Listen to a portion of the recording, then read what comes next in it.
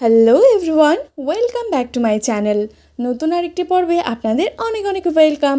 এই পর্বে শেয়ার করেছি আলুর ফুলকো ফুলকো কচুরি।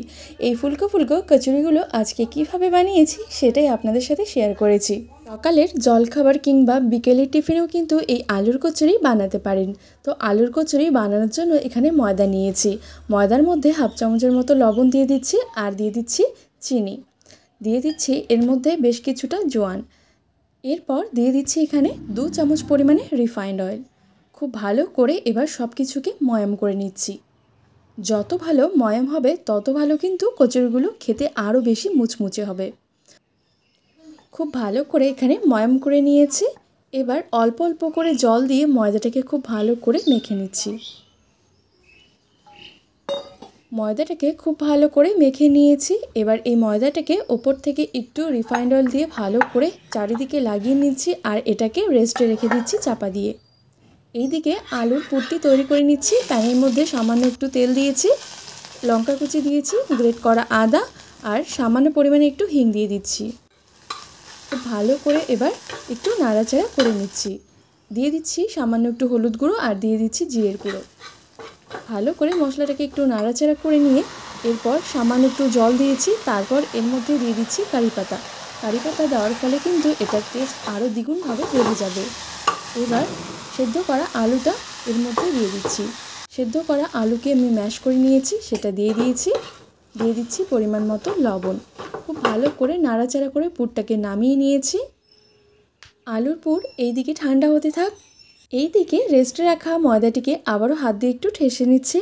ময়দার ডো খুব সুন্দরভাবে কিন্তু সফট হয়ে এসেছে। এবার এখান থেকে ছোট ছোট করে লেচি কেটে নিচ্ছি। লেচি কেটে নিয়েছি। এবার এগুলোকে হাত দিয়ে একটু ঘুরিয়ে ঘুরিয়ে আমি গোল পাকিয়ে নিচ্ছি। এবার এগুলোকে একটু বেলে নেব। ময়দা ছড়িয়ে দিয়েছি সেখানে, এবার একটু বেলে নিচ্ছি। খুব বেশি বড় করছি না, ঠিক এই রকম একটু মাপের করে নিয়েছি। এবার মাঝখানে আলুর পুরটিকে একটু গোল পাকিয়ে নিয়ে মাঝখানে দিয়ে মুখটি বন্ধ করে দিচ্ছি, এইভাবে একটু ভালো করে। এবার মুখটিকে খুব ভালো করে এখানে ঘুরিয়ে ঘুরিয়ে বন্ধ করে দিয়েছি। আবারও এবার একদম হালকাভাবে এখানে প্রেস করে একটু বেলে নিচ্ছি। ঠিক এই রকমভাবে আমি বেলে নিয়েছি। এবার আরেকটি আপনাদের তৈরি করে দেখাচ্ছি। এইভাবে হাতের মধ্যে ঘুরিয়ে একটু বাটির শেপ আগে তৈরি করে নিচ্ছি, তারপর আলুর পুরটি দিয়ে দিয়েছি। দু রকম প্রসেসে আপনাদের বানিয়ে দেখিয়েছি। আপনাদের যেটা সুবিধা হবে সেইভাবে আপনারাও তৈরি করবেন। একটু বেলে নিয়েছি, এই যে বেলে নিয়েছি। এইদিকে তেল বসিয়ে দিয়েছি। তেলটাকে হালকা একটু গরম করে নিয়ে এর মধ্যে দিয়ে দিয়েছি, আর ফ্লেমটাকে একদম লো টু মিডিয়ামে রেখেছি।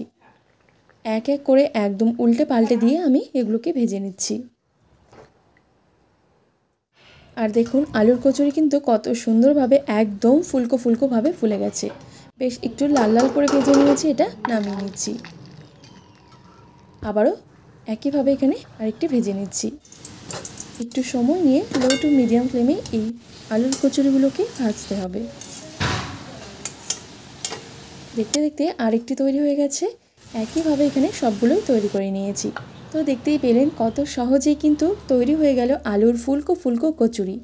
সকালের জলখাবার কিংবা বিকেলের টিফিনেও কিন্তু এটি আপনারা বানাতে পারেন। বানানো ভীষণই সহজ, যে কেউ দেখলে কিন্তু খুব সহজেই এই রেসিপিটি আপনারা তৈরি করতে পারবেন।